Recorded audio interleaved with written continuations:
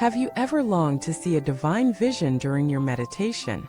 Have you ever asked yourself why your deep desire to encounter the Buddha sometimes feels like it's pulling you further from peace? Welcome back to the channel. I'm truly honored to have you here, because today's topic may be one of the most important awakenings on your spiritual journey. We're diving into a subtle, often overlooked trap on the path, a trap that even sincere seekers fall into. It's the paradox of seeking sacred visions and ending up lost in illusion. You may be wondering, how could the desire to see the Buddha, to encounter the divine, possibly be dangerous? Isn't that the whole point of spiritual practice? To witness higher realms, to receive blessings, to become closer to enlightened beings. That desire feels pure, feels natural, and yet, if you're not careful, it can become the very doorway through which delusion creeps in. Let me explain. There once was a man who began his spiritual journey with sincerity. He meditated diligently, chanted with devotion, followed his teacher's guidance. Over time, he heard stories of other practitioners seeing light, hearing voices, and encountering divine beings. He thought, why haven't I experienced that? I must be doing something wrong. So he pushed harder. He sat longer. He chanted louder. But the peace he once knew began to fade. His practice became restless. He wasn't seeking stillness anymore, he was chasing phenomena. And then one day it happened. He saw a light. He heard a voice. He felt as if a sacred presence had arrived. He was ecstatic. Finally, he thought he had made progress. But instead of becoming more grounded, more compassionate, more free, he became more attached, more arrogant, and more obsessed. He began telling others of his visions, believing himself superior. When his teacher gently warned him, he brushed it off. You just don't understand, he said. Within months, he had lost his center, his sanity, and his peace.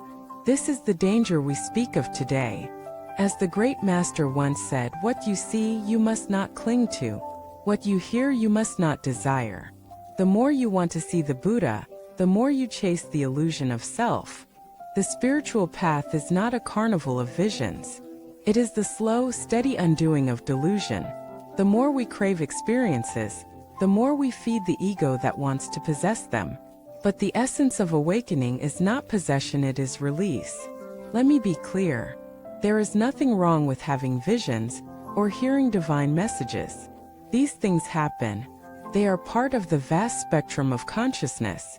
But the moment you chase them, the moment you define your progress by them, the moment you attach your identity to them, that's when they become poison. This craving to see the Buddha is often rooted in something deeper, a dissatisfaction with the ordinary. We think enlightenment must look dramatic. That silence must feel magical. That awakening must come with bells and thunder. So when the path becomes quiet, steady, and uneventful, we grow restless. We want proof. We want confirmation. We want results. But real transformation rarely comes with fireworks. Comes with silence. Comes with humility. It comes with letting go of the need to know and embracing the courage to be. There's an old teaching that says if you meet the Buddha on the road, kill him. What does this mean? Sounds violent, even blasphemous. But it points to a deep truth. If you encounter an image, a thought, an experience that claims to be the Buddha, and you cling to it, you've already fallen into delusion. Because the Buddha is not outside you. He is not a vision. He is your awakened mind. And the moment you try to possess it, you separate yourself from it. Let's talk about a common trap on the path, the comparison game. You might hear someone say, during meditation I saw a golden light, or I heard the voice of a celestial being. And you think, I only hear silence. What's wrong with me? But here's the truth, silence is not absence. It is the presence of everything. The mind that is still is far closer to awakening than the one busy chasing lights. Real progress is not measured by visions. It is measured by how you respond to suffering, how you face your shadows, how you treat others when no one is watching. The real miracle is not seeing divine figures, it is seeing your own pride, your anger, your fear and choosing not to follow them. One teacher once said, if you want to see the Buddha, close your eyes and look at your anger. Look at your attachment. Look at your fear. There he is. Not in the clouds, not in the visions, but in the work you are avoiding. That's the hard truth.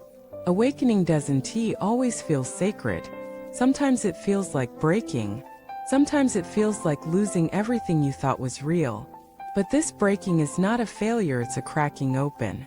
It's the collapse of the false self so that the true self can emerge. And so I ask you, why do you want to see the Buddha? Is it because you long to be free? Or because you want to feel special? The former will lead you to peace. The latter will lead you to suffering. Let me share the story of a woman who, after decades of practice, never once saw a divine being. She often felt inadequate, but her heart remained gentle. Her presence brought peace. People would sit near her just to feel calm. One day, someone asked her, "Haven't you ever had visions?" She smiled and said, "No, I've only had kindness. And that is enough. That is enough." The Buddha is not a display. He is a reflection. The more you let go of the need to see, the more clearly he appears, not in your visions, but in your choices, your patience, your compassion, your courage. Another master once said, the more you chase visions, the more you delay awakening. The more you rest in truth, the more awakening finds you. So let go. Let go of the need to prove. Let go of the desire to impress. Let go of the fantasy of enlightenment as spectacle. And return to the breath. Return to the stillness. Return to the ordinary moment where the sacred hides in plain sight. If you ever feel disheartened because you haven't seen visions, remember this: a calm mind is already a miracle. A kind heart is already a blessing. A quiet ego is already a sign of awakening. So trust the path, even when it's silent, especially when it's silent. That silence is not emptiness, it is fullness beyond form. That stillness is not stagnation, it is the ground of being. Now I would love to hear your reflections. Have you ever chased after spiritual experiences? Have you felt disillusioned by the lack of visions or signs? What helped you reconnect with the real purpose of your practice? Let us talk in the comments. I read every one of them.